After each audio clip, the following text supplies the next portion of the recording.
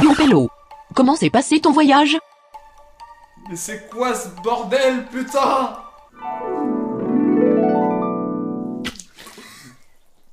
Bonsoir. J'étais attendu tellement longtemps. Et maintenant? Maintenant j'ai froid, merde. Non, car c'est Huguette. Ah non, pas toi, pas encore. Et pourquoi je suis attaché à une chaise? Attends, je vais t'expliquer. Au départ, j'étais en train de jouer à CSGO tranquillement, quand un jour, j'ai rencontré Claire. EPD, va sur Bi, merde. Elle était très gentille. Et je suis tombé amoureux d'elle quand elle m'a envoyé une photo d'elle et qu'on a fait une sexcam. Un jour, elle m'a dit qu'elle avait une mission à me donner et j'étais trop heureux. Et du coup, elle m'a dit d'aller à une certaine adresse et de récupérer un corps. Bon, t'as faim? Non. Je reviens, je devais te faire à manger. Mais j'ai dit non. Bon. Est-ce que tu n'oses?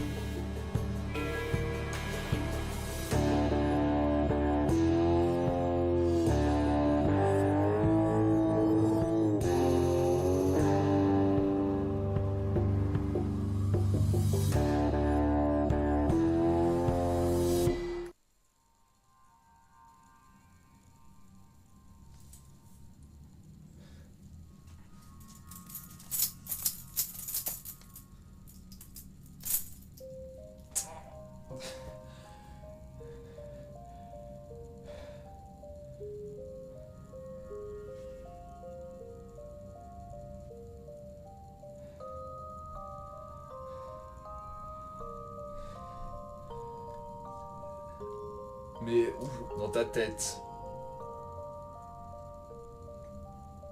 Mais bordel, t'es quelqu'un que tu découvriras bientôt.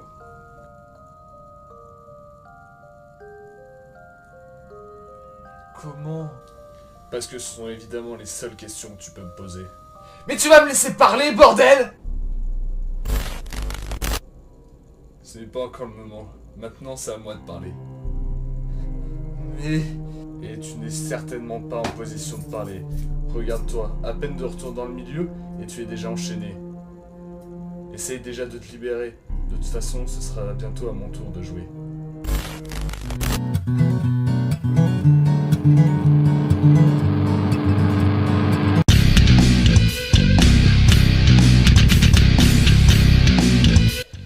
Alors, est-ce que tu know Higurashi no Nakokoroni? Et donc, Higurashi no Nakokoroni est de base un sound novel. Mais vous allez me dire... Mais enfin, Jamy, je comprends pas, Jamy. C'est quoi un sound novel, Jamy? Eh bien, Fred, c'est très simple. C'est comme un livre, mais où il me suffit uniquement d'écouter. Regardons par exemple ici. Voici la grosse chatte à ta mère. Eh bien, je décide d'écrire un sound novel dessus, et voilà le résultat.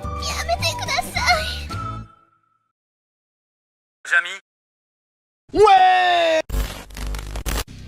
Mais aujourd'hui, nous allons parler de la série d'animation. Et en voici un petit résumé. Inamizawa est un petit village rural. D'apparence paisible où le personnage principal, Keiichi Maebara, vient d'emménager avec sa famille. Il va très vite se lier avec 4 de ses camarades de classe, 4 jeunes filles nommées Rena Ryogo, Mion Sonozuki, Rika Furude et Satoko Ojo, qui l'acceptent dans leur club d'amateurs de jeux de société. Inamizawa paraît être un village normal, paisible et rural. Cependant, tout bascule après la fête du village, appelée le festival du Watanagashi, pour célébrer le dieu local, Oyashiro-sama. Keiichi apprend que depuis 4 ans déjà, une personne disparaît et une autre est retrouvée morte le lendemain de la fête. Dans chaque chapitre, lui ou une de ses amis se retrouve dans le joug de la malédiction d'Oyashiro. Il semble impossible de séparer la réalité du surnaturel, mais doucement, le mystère de Inamizawa est révélé. Merci, résumé Wikipédia! Bon, voici comment Wikipédia voit Higurashi. Mais perso, je le vois différemment. Et pour cela, on va faire une petite analyse. Ha! Le rire était en trop, je sais. Attention, cette partie contient des spoilers. Alors, si vous voulez pas vous faire spoiler, voici un marqueur, j'attends 10 secondes. Attention, je ne suis pas patient.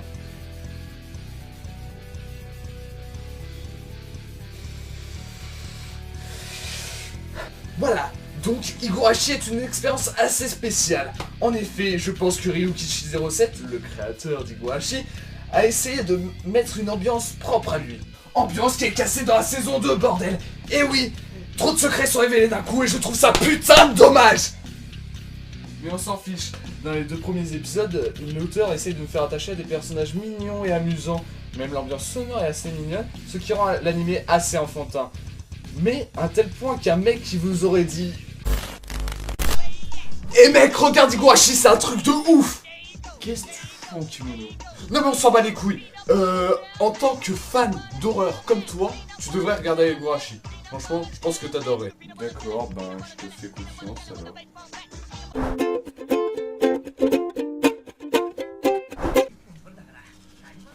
Alors, c'est comment? Non, mais c'est de la merde ton truc, tu me fais regarder un putain d'animé pour enfants. C'est quoi cette merde? Non, t'inquiète, je t'ai pas vu le début de l'épisode 5. Tu vas voir une tuerie. Ok, je te fais confiance, mais ça a intérêt à être bien.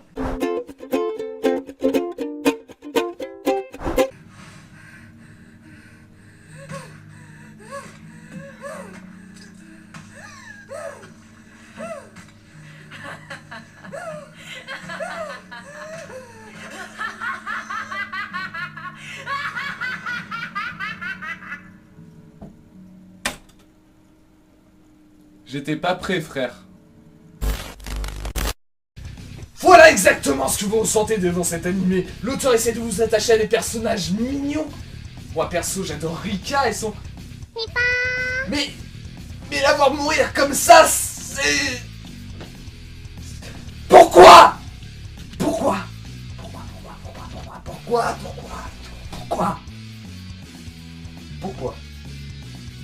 Et pour vous expliquer l'univers d'Higurashi, il se déroule en plusieurs arcs avec des fins alternatives. En fait, il suit un certain tracé. Arrivée de Keiichi, fête de la rivière de coton, découverte des morts, et putain de bad end avec un couteau dans le cul. Mais on va prendre un exemple. Par exemple, dans l'arc 1 de la saison 1, Keiichi meurt par la malédiction. En gros, il s'est frotté très fort le cou. Putain de coup. Comme as, mon gars. Le mec, il va pas par 4 chemins. Mais dans l'arc 2, il meurt tué par Shion Sonozaki, la sœur jumelle de Mion. Mais en réalité, je peux pas vous expliquer grand chose de plus. En fait, le meilleur conseil que je peux vous dire, c'est de l'acheter. Pour seulement 5 € en convention, vous pouvez l'obtenir. Donc, franchement, vous avez un coffret avec 12 épisodes, je crois. Je sais plus en fait. Mais vous avez un coffret avec 12 épisodes et avec lequel vous avez 3 heures de joie, de bonne humeur et de mort. Et ça c'est bon. Et regardez, même moi je l'ai. Merde, j'ai encore du son du vendeur dessus. Excusez-moi. Ah oui, j'ai oublié. Fais attention. Mais de quoi tu me parles? Il arrive. Et t'inquiète pas, on se reverra bientôt. Essaye de garder le corps en bon état. Allez, bye.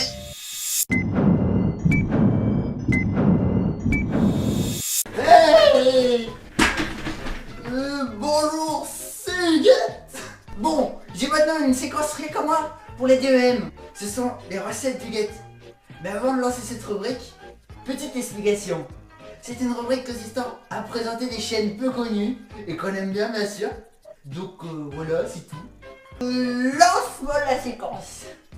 Gros fils. Je me présente. Je suis Huguette, chef cuisinier de chaîne YouTube depuis quelques jours en fait. Aujourd'hui, je vais vous concocter un Liechtenstein. Le Liechtenstein. Le Liechtenstein, ici, voyez. Tout d'abord, il me faut un chirurgien vivant en Russie pour produire des vidéos pas trop nulles. Elles sont bien, car oui, le youtubeur, eh ben, il est géorgien, il vit en Russie. LOL. En second, il me faut des épisodes, et si CSGO était réaliste? En anglais, if CSGO was realistic, ce sont des épisodes qui utilisent l'animation CSGO Garry's Mode. Are you sure this is a good idea? Stop shaking, man. It's okay. Let's go rush together. I'm gonna watch Goose and you watch the... Don't! Oh wow, I see you upgraded, man. What the fuck is this? Donc voilà. Déjà, ça c'est bien. Hein. Voilà. Pour la suite, il nous faut bien sûr les fameux ingrédients miracles, la série de Et si CSGO était mélangé à d'autres jeux. En anglais, If CSGO was mixed with other games. Qui mélange l'animation et CSGO. Et ça donne des trucs bien marrants.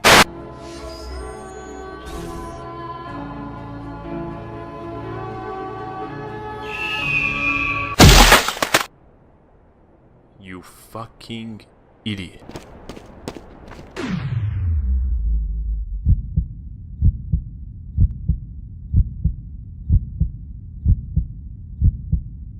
Is this guy for real? C'est ça. Oh voilà. Voilà. Oh. Ensuite, des épisodes assez réguliers et très goûtus autant pour les oreilles que les yeux. Cet épisode nommé CSGO Weirdness, qui veut dire bizarreté de CSGO, qui est une concoction de moments très gênants et souvent marrants de Lich, pseudo du producteur des vidéos, et des amis en CSGO, ce qui donne des choses très hilarantes. And I'll tell you all about it when I see you again. When I see you again. Guys, I never felt my penis. Don't answer. Oh, c'est là. C'est très très là. Voilà.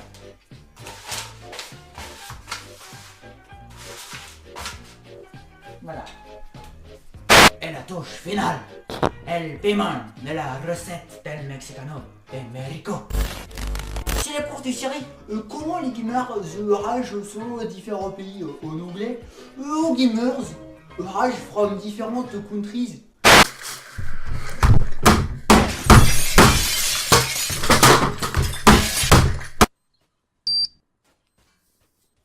Das war ein Befehl! Der Angriff Steiners war ein Befehl! Wer schickt sie? Jeder hat mich belogen, sogar die Resistance! Feiglinge! Et ça c'est cool de voir les préjugés de certains sur les différents races du monde. Et que c'est où? Ah oui, c'est là-dedans. Bon. Voilà. Et là, faut mélanger un peu. Voilà. Voilà. Je pense que c'est bon. Pour finir cette belle chaîne YouTube, il faut la laisser reposer 30 minutes au four. Putain. Faut aussi dire. Voilà. Voilà. Et voilà. Maintenant, faut attendre 30 minutes. A few moments later. Voilà.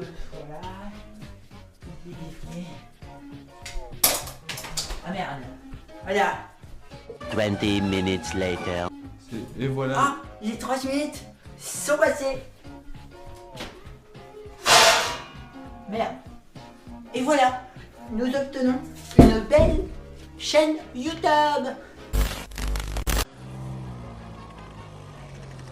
Pendant ce temps, à Veracruz... ¿Algo más, señora? Es todo, gracias. ¿Cuánto le debo? 13.95. Meanwhile, in our universe. Ah oui, j'ai oublié. Fais attention. Mais de quoi tu me parles? Il arrive. Et t'inquiète pas, on se reverra bientôt. Essaye de garder le corps en bon état. Allez, bye. Bonjour les enfants. Oh merde. Run.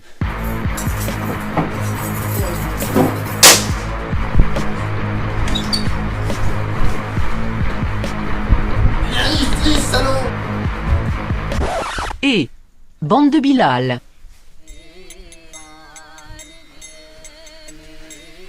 Quoi? Qu'est-ce que vous êtes en train de branler? Je vous ai réunis ici pour parler du code Deus Ex Machina. Deus Ex Machina? Deus Ex Machina?